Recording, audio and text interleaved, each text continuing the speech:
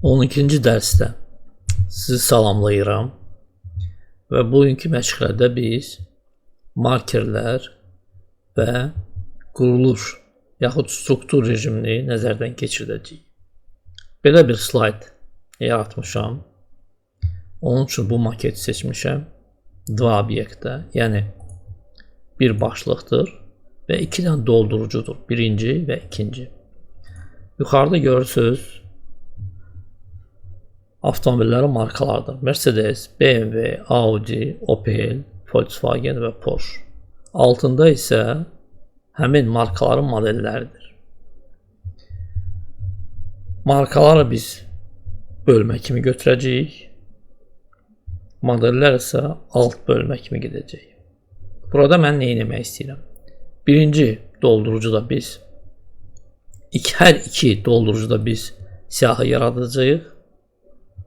Amma birinci doldurucuda markerlə, ikinci doldurucuda isə rəqəmlə. Yəni rəqəmli siyahı, markerlə siyahı. Bunu necə eləmək olar?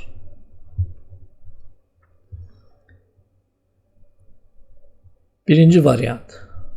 Buradan, yəni abzas bölməsindən, Glavnaya Home tabından bu komandadan istifadə edilir, markerlər. İkinci variant, sağ düyməni buradan basırsınız və buradan marker istifadə edirsiniz. Yaxud numerasiya, əgər rəqəmli siyahı yaratmaq istəyirsiniz. Gəliz birinci doldurucuda, yəni birinci bölmədə buradan işləyək, yəni markerli siyahı yaradaq. Rəqəmli siyahı yaradanda isə kontekst menudan, yəni buradan işləyəcəyik. Başlayaq. Bu Mercedes markasıdır. Bu isə Mercedesin 3 dənə modelidir. Seçirik, keçirik bura və istənilən bir markeri seçirik. Belə. Sonra keçirik bura BMW-yə. Həmin əməliyyatı təkrarlayırıq. Keçirik Audi-yə və yenə də həmin əməliyyatı təkrarlayırıq. Əgər hər dəfə seçib buradan markeri seçmək istəmirsinizsə, əməliyyatı bir dəfə eləmək olar. Gəliz göstərmə onda. Seçirsiniz alt bölmələri, sonra klaviaturadan Ctrl düyməsini basırsınız və Ctrl düyməsini buraxmadan burada seçirsiniz və burada seçirsiniz. Yalnız bundan sonra gəlirsiniz abzas bölməsinə və buradan markerləri seçirsiniz. Belə. İndi tutalım ki, siz burada bu markeri yox, başqa marker qoymaq istəyirsiniz. Seçdiniz, gəldiniz bura və burada düzəliş edirsiniz. Ya bu markeri, ya bu markeri, ya bu marker, yaxud bu marker, yaxud bu marker. Gəl bunu seçək. Burada isə tutalım ki, başqa bir markeri seçmək istəyirsiniz. Tutalım ki, bu marker seçdiniz. Burada tutalım ki, şəkil qoymaq istəyirsiniz. Seçdiniz. Gəldiniz bura. Keçirsiniz spisik siyahı olan yerə.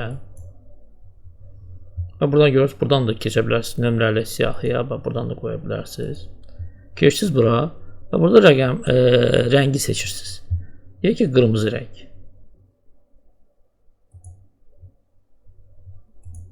Oldu. Əgər şəkil qoymaq istəyirsinizsə, tutalım ki, buradan seçirsiniz risunq, şəkil və istənilən bir şəkli qoya bilərsiniz. Gəl Mercedesin şəklini qoyaq, yaxud Audi'nin şəklini qoyaq, avtomobilin.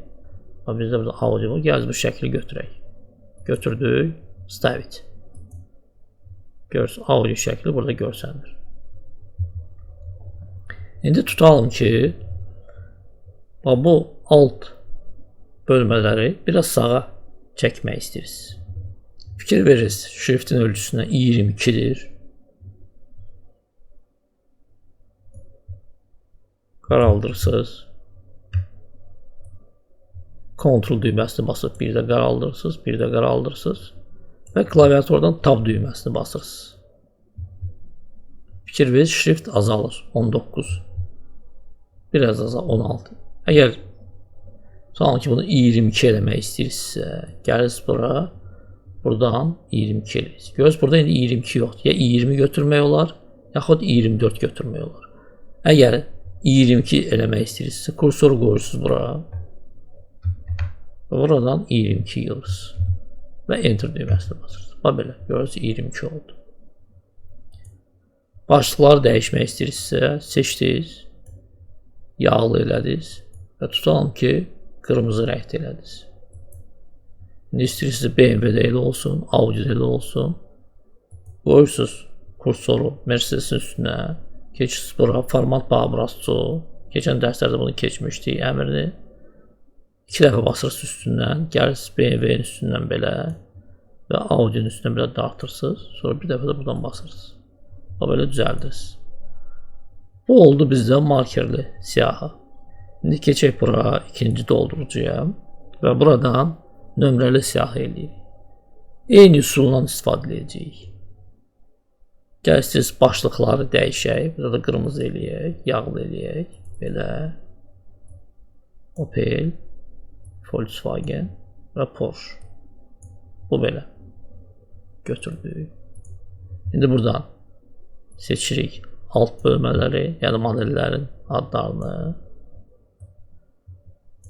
Və artıq buradan yox, görürsünüz numerasiya.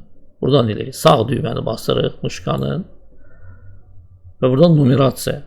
Buradan da keçmək olar markeri. Sonra siyahıya keçib numerasiya eləmək olar. Bax, fikir verirsiniz. Görürsünüz, belə də eləmək olar. Amma birbaşa daha rahatdır. Seçdiniz, sağ düyməni bastınız, numerasiya. Deyək ki, bu nömrəni götürdünüz. Bax, belə. İndi burada da dəyişiklik eləmək olar. Keçdik bura. Siyahı. Rəngi dəyişə bilərsiniz. Deyək ki, olsun. Bax, belə. Okey. Görürsünüz, rəng dəyişdi. Əgər tutalım sizə 1-dən yox, deyək ki, 2-dən yaxud 3-dən başlamaq lazımdır. Nömrələmə ilə getməlidir. Keçid gəldi bura. Siyahı. Və siyahıda buradan начать, yəni başla. 1-dən yox, seçid tutalım 3-dən. Görürsünüz, sizə göstərir ki, belə olacaq. 3, 4, 5. Hərflər də qoya bilərsiniz. Roma rəqəmlərini də qoya bilərsiniz. Deyək ki, gəliz Roma seçib 3-dən başlayaq. Okey. Və görürsünüz, belə elədim. 3, 4, 5. İndi keçək struktur rejiminə, yəni quruluş rejiminə. Bunu keçirik vid menüsuna və buradan rejim struktur əmrini seçirik.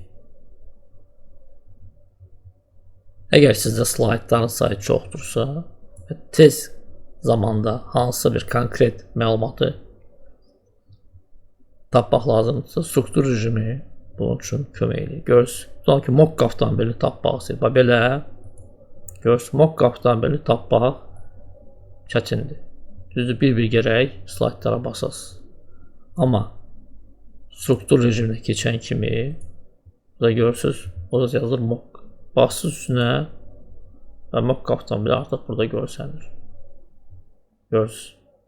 Yaxud Audi'dən A1-i baxmaq istəyirsinizsə, bastınız, A1 görsənir.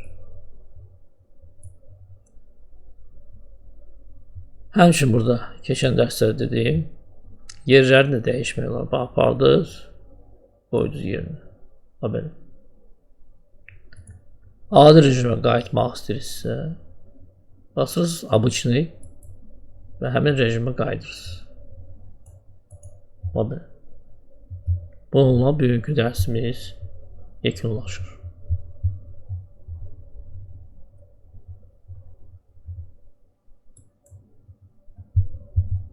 Bugünə bu qədər. Təşəkkürlər.